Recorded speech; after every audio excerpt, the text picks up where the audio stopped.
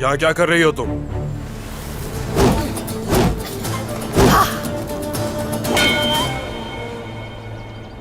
اچھا کیا یاد دلا کے کہ آپ کو تکلیف پہنچاؤں گی میں.